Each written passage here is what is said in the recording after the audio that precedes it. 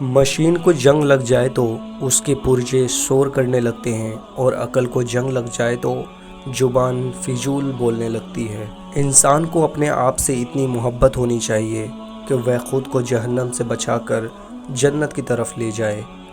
اگر قسمت کا لکھا ہی سب کچھ ہوتا تو اللہ کبھی ہمیں دعا کا حق نہ دیتا۔ ڈگریاں تو تعلیم کے اخراجات کی رسید ہے، علم وہی ہے جو کردار سے جھلکتا ہو۔ دنیا میں ایک دوسرے سے محبت کرنے والوں کی اصل جدائی وہ ہوگی جب وہ آخرت میں جدا کر دیے جائیں گے، ایک جنت میں اور دوسرا جہنم میں۔ ایک دوسرے کی آخرت کی فکر کیا کریں، یہی اصل محبت ہے۔ بارش میں اتنی بوندیں نہیں برستی جتنی سجدوں میں سر رکھنے سے رحمتیں برستے ہیں۔ بے شک اخلاق کی خوبصورتی دلوں کو فتح کر لیتی ہے۔ حضرت علی نے فرمایا، ہمیشہ ایسے شخص کو چنا کرو جو آپ کو عزت دے، کیونکہ عزت محبت سے کہیں زیادہ خاص ہوتی ہے۔ اچھی چیزوں میں خود کو مصروف نہیں کرو گے تو بری چیزوں میں خود ہی مصروف ہو جاؤ گے۔ جو اونچے مقام پر ہوتے ہیں ان کے کندھوں پر آزمائشیں بھی بڑی ہوتی ہیں۔ جب آپ کسی کے راستے میں روشنی کرتے ہیں تو آپ کا اپنا راستہ بھی روشن ہو جاتا ہے۔ حوصلہ افزائی کرنا سیکھیں، پریشان تو سبھی کرتے ہیں۔ انسان اچھے لوگ ڈھونڈنے کی کوشش کرتا ہے مگر خود اچھا بننے کی کوشش نہیں کرتا۔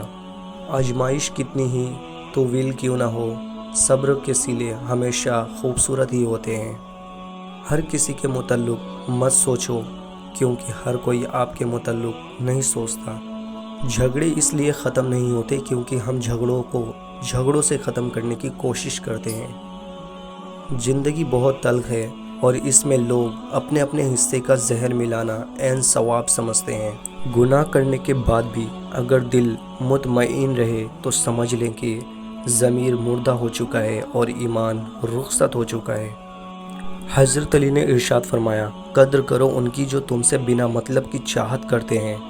دنیا میں خیال رکھنے والے کم اور تکلیف دینے والے زیادہ ہوتے ہیں۔ جب تمہیں اگلی نماز کا انتظار ہو تو سمجھ لیں کہ اللہ نے تمہاری پہلی نماز قبول کر لی۔ جوانی کی عبادت اس سے پہلے کہ مٹی کا بدن خاک بنے، باوضو ہو کر مصلی پر جوانی رکھ دو۔ ہم ایسی خود غرض دنیا میں رہتے ہیں جہاں مرنے کے بعد آپ کی تعریف کی جاتی ہے۔ نیت کتنی ہی اچھی کیوں نہ ہو، دنیا تم کو تمہارے دکھاوے سے جانتی ہے، اور دکھاوا چاہے کتنا ہی اچھا کیوں نہ ہو، اللہ تم کو تمہاری نیت سے جانتا ہے۔